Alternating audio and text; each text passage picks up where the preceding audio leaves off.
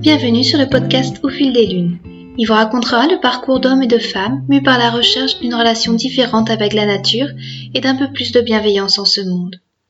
Nous vous ferons découvrir nos activités autour du bien-être, que ce soit du yoga, de la méditation, de l'hypnose, du reiki, de la sylvothérapie et bien d'autres thèmes encore. Vous découvrirez les changements que les invités ont implémentés dans leur quotidien et leur transformation au gré des lunes. Alors entrez dans notre salon de thé virtuel.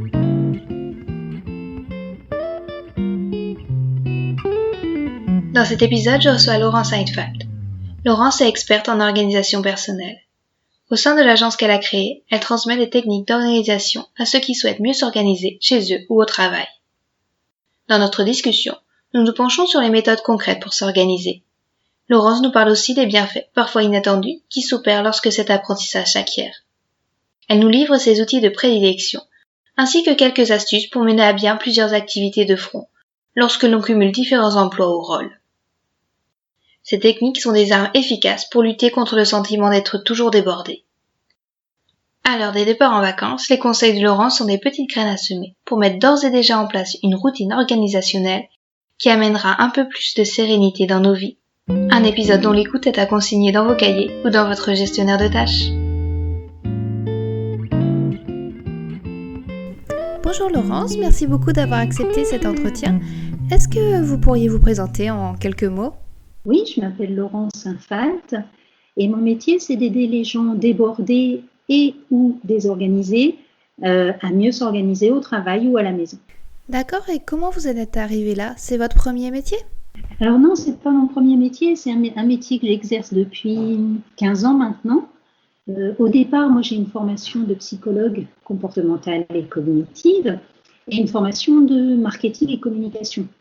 Et donc, j'ai commencé à travailler en entreprise à des postes à responsabilité, marketing, communication, commercial, jusqu'à exercer une fonction de direction des opérations chez un éditeur de logiciels. Donc, en fait, j'ai tout le temps travaillé dans des environnements techniques. Je me rends compte en parlant essentiellement masculin. C'est une coïncidence, je pense. Et en fait, cette histoire d'organisation, ça a été tout de suite absolument indispensable. Indispensable pour moi au départ, parce que j'avais des gens à gérer, parce que je travaillais dans un environnement international, et puis parce que j'ai 3 enfants. Donc tout ça, ça a fait que l'organisation, c'était pas une option, c'était une absolue nécessité pour moi. Voilà comment j'en suis arrivée là. Et donc j'ai créé Jara, qui est mon agence de conseil et de formation en organisation personnelle, il y a maintenant une 15aine d'années. D'accord, et vous avez toujours été organisée ou alors c'est au fil des expériences, en devenant maman, avec vos expériences professionnelles que vous avez acquis cette compétence ?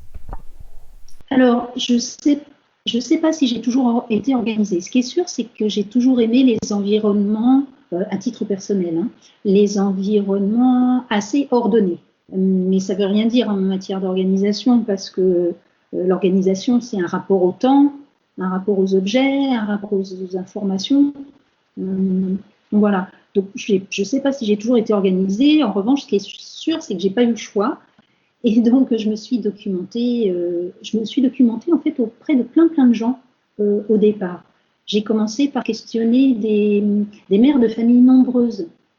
Je voulais savoir comment elles s'en sortaient.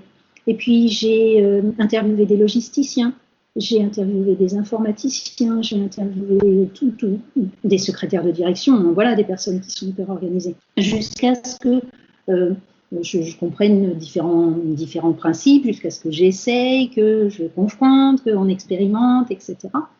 Donc, c'est plutôt une quête, on va dire, par essai, erreur et expérimentation. Et vous pensez que c'est quelque chose qui peut s'apprendre ? Enfin, j'imagine que oui, vu que c'est votre métier, mais il y a peut-être des prédispositions à cela ? Ah, est-ce qu'il y a des prédispositions ? Non, je pense pas. Je crois qu'il y a beaucoup de gens qui sont, comme moi, devenus organisés parce qu'ils n'avaient pas le choix. À la base, on aimerait tous vivre, enfin il me semble, qu'on aimerait tous vivre dans un milieu où on peut improviser, se laisser aller, suivre nos envies, pas de contraintes. Sauf que dans la vraie vie, malheureusement, c'est pas comme ça. Donc plus on plus on prend conscience de ça et qu'on essaye de s'en accommoder et de prendre un petit peu le contrôle sur tout ce chaos, et mieux c'est, me semble-t-il, pour notre propre sérénité. Et les personnes qui viennent vous voir, il y a un profil type de vos clients? Est-ce que vous remarquez un point commun entre les personnes que vous suivez? Alors, quand j'ai créé Jara pour les particuliers, je pensais, oui, qu'il y aurait un profil type. Pour tout dire, je pensais que ce serait des jeunes femmes qui démarrent dans la vie professionnelle et qui démarrent leur vie familiale. Donc, je pensais peut-être à des gens comme vous, Claire. Et assez vite, je me suis rendu compte qu'il n'y avait pas que ces personnes-là. Et je n'ai absolument aucun profil type de client. Je peux avoir des retraités, je peux avoir des intermittents du spectacle. Vraiment, il n'y a pas de profil type. Plus de femmes que d'hommes, probablement parce que ça touche le développement personnel et que c'est un thème plutôt cher aux femmes qu'aux hommes. Mais sinon, c'est pas genré le besoin d'organisation. Et est-ce que vous pourriez nous dire les bénéfices qu'on peut retirer à être bien organisé? Alors évidemment, il y en a plein, mais forcément, je suis une convaincue. Le premier, c'est que être bien organisé, ça va vous permettre d'accueillir dans votre vie les imprévus, parce que de toute façon, des imprévus, il va y en avoir. Et ça vous permet de les accueillir d'une façon très fluide, très souple. Si par exemple vous avez suffisamment de réserves alimentaires dans vos placards, de quoi faire plusieurs repas, et ben quand il faut emmener le petit dernier aux urgences à l'hôpital et que ça bouscule complètement la routine de tout le monde, ben ça bouscule. Pas tant que ça, en dehors de l'inquiétude bien sûr qu'on va éprouver, mais sinon c'est pas si compliqué que ça. Si vous avez expliqué à toute votre famille comment faire la cuisine, eh bien c'est pareil, vous pouvez aller, je ne sais pas moi, sortir à l'imprévu avec des copines, c'est pas grave, ils mourront pas de faim pour autant. Donc ça c'est le premier bénéfice, je pense, être prêt pour l'imprévu. Ensuite, être organisé, ça a une espèce d'avantage auquel on ne pense pas forcément, c'est que ça nous rend très présent à l'instant. Il n'y a pas une partie de mon cerveau qui est en train de faire une liste de courses pendant que je fais quelque chose avec vous, par exemple. Je ne suis pas en train de me dire « j'ai peut-être oublié ça, où est-ce qu'on en est de telle chose ?» Ça n'existe plus, ça. Donc, on est très, très présent à ce qu'on fait quand on est organisé. Ensuite, c'est une certaine façon d'être détendu, finalement, puisque vous savez que de toute façon, vous avez balisé les choses qui sont obligatoires dans votre vie. Donc c'est prêt, c'est balisé, c'est planifié, on est tranquille avec ça. Donc ça nous rend plus léger, me semble-t-il. Puis après, il y a d'autres bénéfices auxquels on pense, mais qui sont des bénéfices. Il faut vraiment être, ceinture noire pour les voir, je pense. On est organisé, ça veut dire aussi qu'on est capable de dire oui à certaines choses, non à d'autres. Ça nous permet également d'avoir des relations, on va dire, saines avec les objets qui sont autour de nous. Ils ne débordent pas, ils ne nous envahissent pas, par exemple. Et donc, par effet de ricochet, ça nous permet de conserver dans notre vie ce qui a vraiment de la valeur, au lieu de la remplir d'objets, d'obligations, de chaos en fait. Et donc, ce qui est important, les gens importants, les moments importants, les objets importants, ceux-là sont valorisés. Mais vraiment, c'est par rebond, j'ai envie de dire, c'est un effet secondaire. Et vous parliez tout à l'heure que vous étiez psychologue de formation.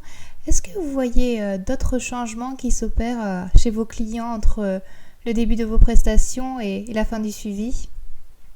Alors, ce qu'ils me disent tous, c'est que ce que je leur apprends, c'est à avoir, la tête moins pleine. En même temps que l'environnement change un peu, ils sont moins débordés, à la fois physiquement et mentalement. Le fait de travailler avec eux, chez les particuliers, ça leur fait, comme je le disais tout à l'heure, valoriser davantage ce qu'ils décident de conserver. Par exemple, quand on fait du tri avec eux. Donc en fait, ils me décrivent une espèce de sérénité qui vient avec l'organisation. C'est ça qui est recherché en général. Et une question que je voulais vous poser aussi, c'est par rapport au temps. Comment vous envisagez ce rapport-là? Par exemple, comment planifiez-vous vos tâches? Alors, il y a plusieurs choses par rapport à ça. D'abord, ce que je fais, c'est que je repère systématiquement ce qui est récurrent dans ma vie. Alors, qu'est-ce qui est récurrent? On va prendre un exemple tout simple pour tout le monde, la préparation des repas. Qu'on le veuille ou non, il y aura un dîner à un moment donné pour toute la famille. Et ça, c'est 7 jours par semaine. Donc, si c'est récurrent, c'est un peu bizarre de découvrir à 18h30 que dans une demi-heure, il faut que les petits mangent, par exemple. Donc, premier exemple. Donc ça, comme c'est récurrent, ça veut dire que je peux le planifier, ça veut dire que je peux faire en sorte que toutes les tâches qui sont en rapport avec la fabrication du dîner soient simplifiées au maximum, que ça me prenne le moins de temps possible. Parce que j'ai constaté que quand toute ma famille a faim, c'est le bazar à la maison. Tout le monde est énervé, tout le monde est tendu. Donc du coup, je m'arrange pour simplifier au maximum la fabrication de ces fameux dîners. Autre exemple de choses récurrentes que je repère et sur lesquelles j'essaye de rendre les choses plus faciles pour moi, je ne sais pas, les rendez-vous médicaux, par exemple, pour toute la famille.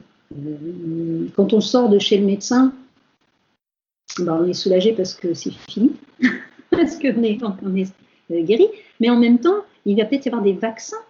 C'est pas à faire, hein. C'est pas idiot de les planifier à l'avance, par exemple. De toute façon, ça aura lieu. Comme les rendez-vous chez le dentiste, comme même les rendez-vous chez le coiffeur, pourquoi pas. Donc, c'est pas idiot de planifier toutes ces choses-là, même très, très, très à l'avance. 6 mois à l'avance, c'est pas grave.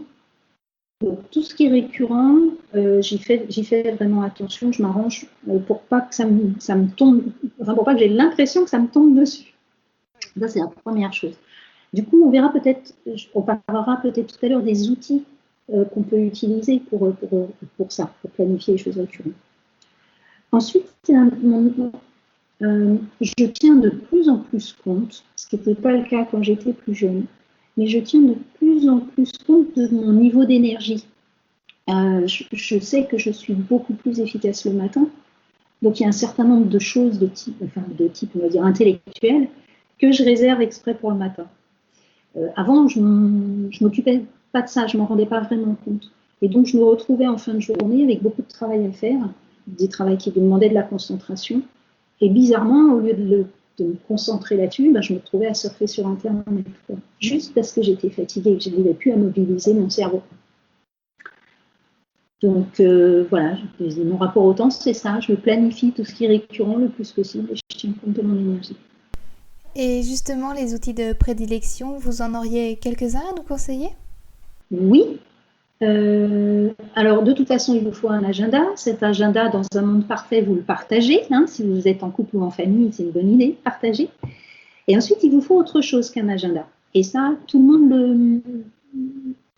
ne le sait pas, forcément. Il va vous falloir un gestionnaire de tâches. Il y en a des gratuits, très très bien. Il y en a un qui s'appelle Remember the Milk. En français, on dirait pense à prendre le lait.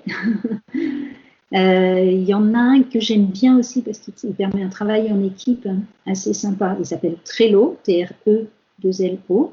Il y en a un certain nombre comme ça qui sont, donc ceux que je viens de citer là sont gratuits et sont accessibles avec votre browser, votre butiner en français. Donc, ces outils-là sont faits pour gérer toutes les tâches qui n'ont pas de date limite. Tout ce qui a une date limite, c'est sur l'agenda. Tout ce qui n'a pas de date limite pourrait très bien se retrouver sur Trello ou Remember the Milk. Donc, vous pouvez y accéder, bien sûr, depuis votre téléphone ou depuis votre PC. C'est l'intérêt de ces outils-là. Vous pouvez indiquer sur ces outils une date d'échéance. Mais cette date d'échéance, il faut comprendre qu'elle est indicative. Elle n'est pas aussi impérative que ce que vous mettriez sur votre agenda. Donc, vos tâches, elles doivent être soit sur l'agenda, soit sur le gestionnaire de tâches. Et si vous n'êtes pas high-tech, si ce n'est pas du tout votre truc, le gestionnaire de tâches, moi, je dis, prenez un cahier. Ça va très bien. Le cahier permet vraiment très bien de s'organiser. D'accord, et parmi nos auditeurs, il y a beaucoup qui sont praticiens de bien-être et qui cumulent plusieurs activités, salariés, à leur compte. Est-ce qu'il y a des outils, des méthodes particulières pour ces situations? Oui, oui, et ça peut sembler un peu étrange ce que je vais vous dire, c'est de ne pas cloisonner. Quand on est à son compte et qu'on a plusieurs activités, on a envie de cloisonner les choses. On a peur de s'en mêler, que ce soit la confusion. Et en fait, pas du tout. Ce qu'il y a, c'est que de toute façon, tout arrive dans votre cerveau. Et comment vous dire, quand vous êtes dans l'activité A, votre cerveau, lui, ne le sait pas forcément et il va faire arriver dans votre cerveau, il va vous faire prendre conscience de tâches qui proviennent de l'activité B en réalité. Votre cerveau ne sait pas en fait si vous êtes dans l'activité A ou B. Donc accueillez ça. C'est pas du tout gênant d'avoir une activité du genre je suis en train de faire un devis, je lance une lessive, je reviens, j'appelle un client, je reçois un client à mon cabinet, j'appelle mes enfants. C'est pas un problème ça. C'est pas un problème à partir du moment où vous avez effectivement un agenda et de quoi noter toutes les tâches que vous avez à faire pour vous vider la tête et être malgré tout présente à ce qui arrive. D'accord. Donc on ne cloisonne pas, contrairement à ce qu'on croit tous. D'accord, c'est ce que j'aurais pensé aussi de prime abord. Et c'est la même chose pour vie familiale, vie professionnelle, on ne cloisonne pas non plus? Ben, regardez, par exemple, prendre rendez-vous chez le pédiatre pour nos enfants. C'est extrêmement privé, mais n'empêche que ça va se faire, alors sauf si vous utilisez Doctolib, mais ça se fait aux heures ouvrables, aux heures de bureau. Donc il faut que cette tâche-là qui s'appelle appeler le pédiatre, elle se retrouve au milieu de vos tâches professionnelles, sinon vous allez oublier. Donc voilà, c'est aussi simple que ça. Donc on continue à ne pas cloisonner. Et pour les personnes qui démarrent leur activité, qui ont des enfants en bas âge, qui ont des situations parfois un petit peu plus demandantes ponctuellement, est-ce que vous avez des méthodes particulières à conseiller pour bien tenir le cap? Oui, faire des listes. Je crois que faire des listes, c'est encore ce qu'on a trouvé de plus intuitif et de plus adapté à toutes sortes de projets, en fait. Donc, moi, je suis une fan de listes. J'ai des listes qui sont en cours, toutes sortes de listes qui sont en cours et que je remplis au fur et à mesure, des idées d'articles sur mon blog, la liste des choses qu'il faut que j'emporte en vacances parce que je pars bientôt. Voilà. Donc, la liste, ça va vous sauver, c'est sûr. Et par contre, à remplir ces listes, on a l'impression de parfois être un petit peu toujours débordé. Vous avez des astuces pour lutter contre ce sentiment? Oui, alors en plus des listes qui vous permettent de ne rien oublier, il y a quelque chose qui me semble, moi, absolument nécessaire quand on est débordé, c'est de maintenir un minimum de routine, c'est-à-dire d'habitudes qui s'enchaînent les unes aux autres et auxquelles on ne déroge pas trop, on va dire. Ça, c'est la meilleure façon d'être sûr qu'on ne sera pas débordé, en tout cas par le quotidien. Ensuite, il y a autre chose auquel il faut qu'on pense quand on est débordé et qu'on n'ose pas toujours faire, c'est dire non. Ben, je suis débordée. Certes, il y a des projets qui sont intéressants. Certes, on me propose des partenariats qui ont l'air bien. Certes, j'ai beaucoup d'amis, j'ai une grande famille. Et oui, mais des fois, eh bien, faut dire. Alors non, ça veut dire non, pas pour le moment. Une autre fois, certainement, mais pour le moment, non. Et ça, il faut être capable de le dire quand on est sous l'eau. D'accord. Et vous, personnellement, vos pratiques de bien-être, vous avez des petites routines qui vous aident à rester centré, à savoir dire non, à définir vos priorités? Bah, j'ai 2 pratiques de base, on va dire. Me faire un thé. J'adore le thé, toutes sortes de thé. Donc ça, c'est le simple fait de démarrer, de mettre l'eau dans la bouilloire, etc. Ça signale, ça m'envoie un petit message de « Ah, voilà, tu vas te poser ». Donc ça, c'est bien. Et puis, du sport.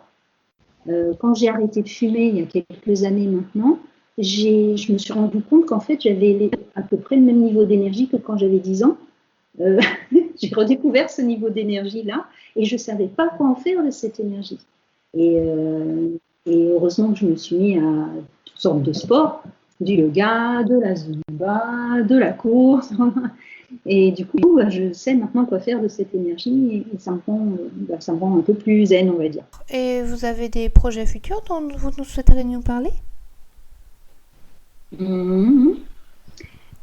On est en train de réfléchir avec Stéphanie Bujon. Stéphanie Bujon, c'est la personne avec laquelle j'ai écrit mes 4 guides qui sont parus chez Erol. Et on en a un autour duquel on est en train de tourner en ce moment. On voudrait bien écrire un guide qui serait pour le coup destiné vraiment aux jeunes qui viennent de quitter le nid familial. On s'est rendu compte, et puis on regarde nos enfants en plus, donc on voit ce qui se passe, on s'est rendu compte qu'il y a plein de choses qu'ils ne savent pas faire. En fait. Alors, utiliser Internet, ils savent, on n'a pas de problème. Mais il y a plein de choses qu'ils ne savent pas faire. Soit qu'on ne leur a pas montré, soit qu'on n'a pas pensé à leur montrer, soit qu'on leur a montré et qu'ils s'en fichaient à ce moment-là. Et en fait, ils sont perdus dans ce qu'ils appellent, par exemple, l'administratif. Ils ne savent pas ranger, ils ne savent pas classer. Il y a plein de trucs comme ça qu'ils ne savent pas faire. Et on aimerait bien écrire un guide pour eux, ceux qui démarrent comme ça dans la vie, qui quittent le nid familial. Donc, on est en train de réfléchir avec Stéphanie.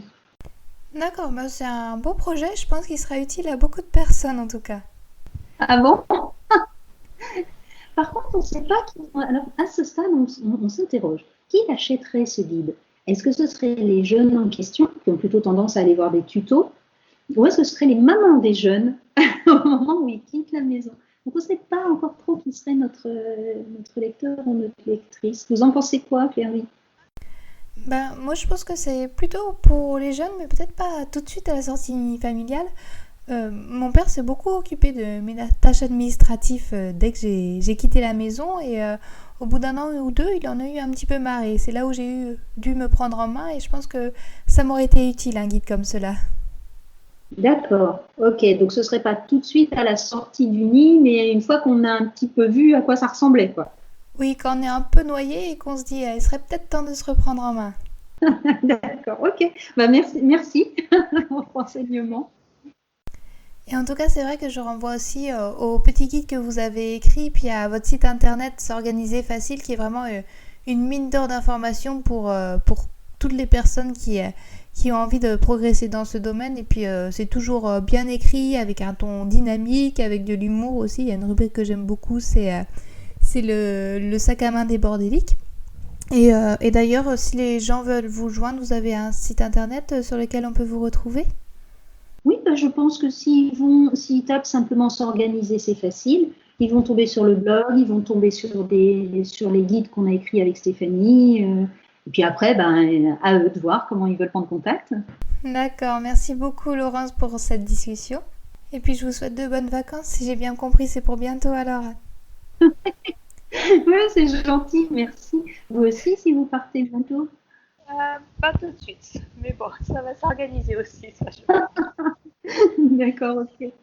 Bonne soirée Laurence, merci. Merci beaucoup, bonne soirée, à bientôt. Merci beaucoup à Laurence pour tous ses conseils. Si vous avez apprécié l'épisode, n'hésitez pas à partager autour de vous. Vous retrouvez aussi toutes les informations relatives à l'épisode dans la rubrique podcast du site clairviyoga.com. Merci et à bientôt.